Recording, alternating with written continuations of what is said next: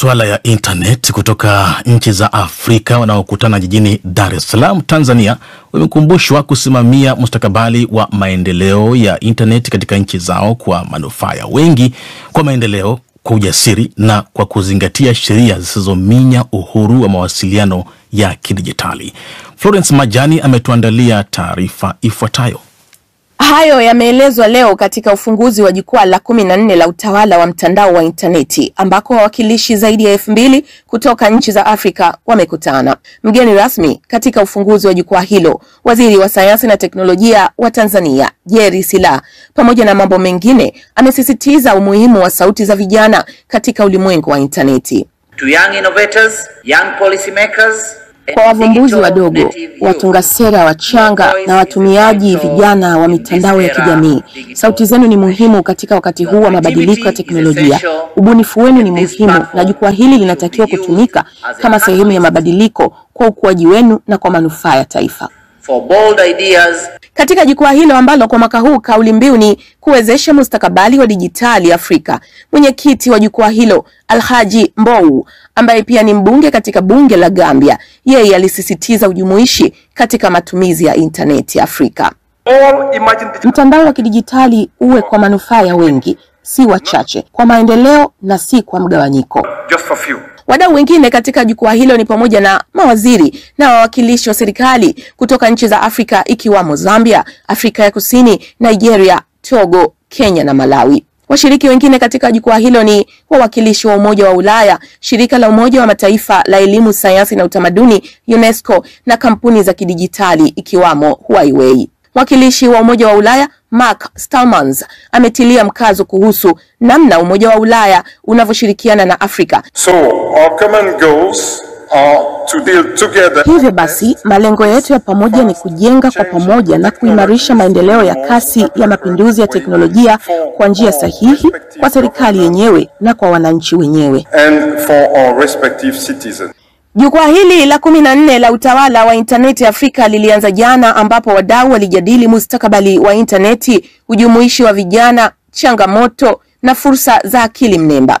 Leo waziri mwenye dhamana ya teknolojia Jerry Silaa alifungua rasmi, na kesho jukwaa hilo litamalizika katika ngo ya mwisho ya majadiliano.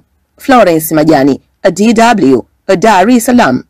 Tukitoka Afrika Mashariki tunatua kusini mwa Ujerumani, ambapo kuna kongamano la kimataifa la Kiswahili linalofanyika kwenye mji wa Bayreuth. Lina maudhui ya uhuru na ubunifu, ambapo wataalamu na wanaharakati wa Kiswahili kutoka mataifa mbalimbali ulimwenguni wanajadili jinsi dhana hizo mbili zinavyotegemeana katika maandishi ya ubunifu kwenye ulimwengu wa Waswahili. Mohamed Khalef amehudhuria kongamano hilo na ametuandalia ripoti ifuatayo. Hili ni kongamano la 37 la Kiswahili kufanyika tangu chuo kikuu cha Bayreuth kuamua kuwakusanya wataalamu wa lugha hii kutoka kote ulimwenguni takriban miongo 4 iliyopita.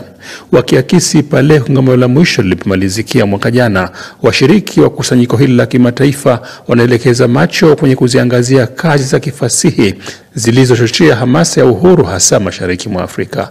Profesa Clarissa Ferk ni mkuu wa idara ya Kiswahili kwenye chuo kikuu cha Bayreuth na muandaji wa kongamano hili. Watu wa siku hizi mara nyingi wanalalamika kwamba ubunifu wa siku hizi si kama ulivyokuwa zamani. Yaani siamini hivyo, lakini vile vile tumefikiri labda tukiangalia kama wasanii waandishi walivyofanya zamani, pia tunapata changamoto, tunapata inspiration na tunapata pia mada ambazo zinaendelea kuwa na umuhimu wao.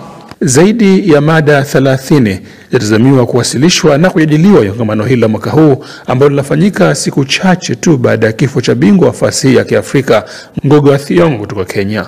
Katika kongamano la mwaka jana, waandaaji waliamua kumuenzi mwanafasihi huyo kwa kutimiza miaka 40 tangu alipoandika kazi yake mashuhuri ya kuikomboa akili kutoka kwenye fikra za kikoloni, ambayo alianza kuiandika akiwa hapa Bayreuth mwaka 1984. Na uhusiano mkubwa na Ngugi mwenyewe, uwanja mzima wa fasihi na vile vile kwa siasa na falsafa, mchango wake ni mkubwa sana.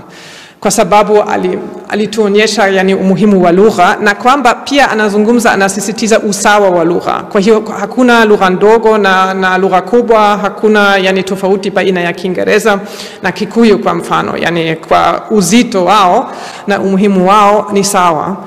Dionis Kindata, Mtanzania anayesomea shahada ya uzamifu hapa nchini Ujerumani, ameambia DW kwamba kongamano hili lina maana kubwa sana kwenye safari yake ya kitaaluma.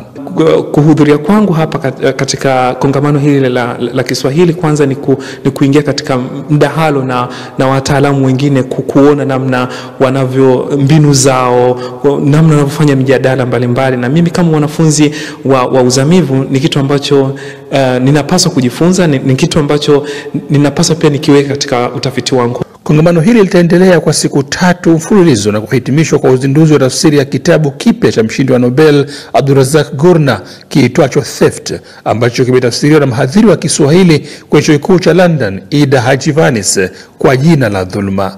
Kutokea hapa Bayreuth, kusini mwa Ujerumani, mimi ni Mohamed Khalef, DW.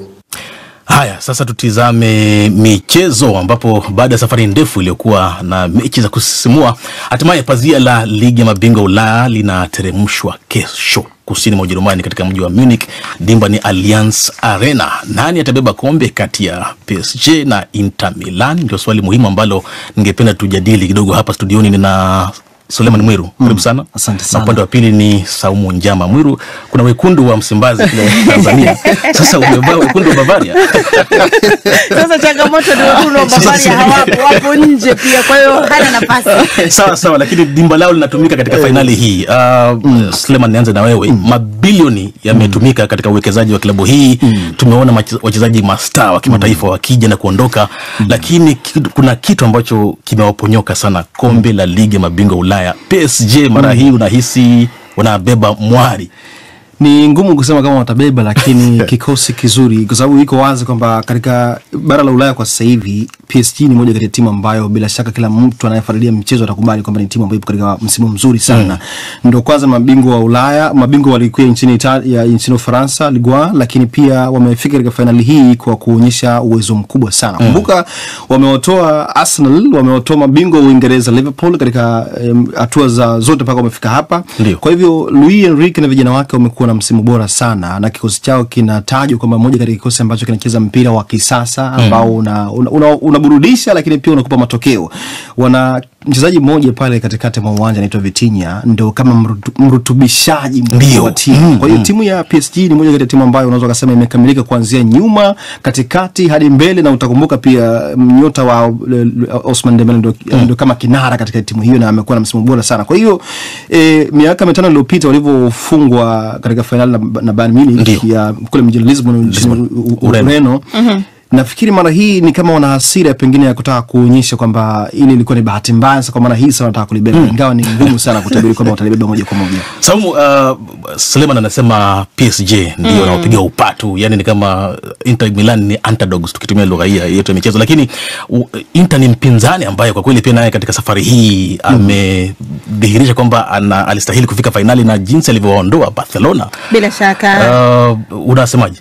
Nasema kwamba kikosi cha Inter Milan sio kikosi cha kukibeza. Kuna wachezaji ambao ni wazoefu pale, ambao wana uzoefu zaidi ya michuano, wanajua ni namna gani ya kuweza kustahamili pressure katika uwanja. Nazungumzia hapa kina Francesco Acerbi, Jan Zoma mlinda lango huyu sasa, ambaye aliwanyima nafasi Barcelona kabla ya wao kufuzu kwa finali. Lakini vile vile Henrik Mkhitaryan, huyu ni mchezaji ambaye pia pale Inter Milan amekuwa na mchango mkubwa sana. Lakini vile vile kocha Simon anashuka pale uwanjani akiwa ana matarajio kwamba atamaliza hii nafasi ya kuanza kulitafuta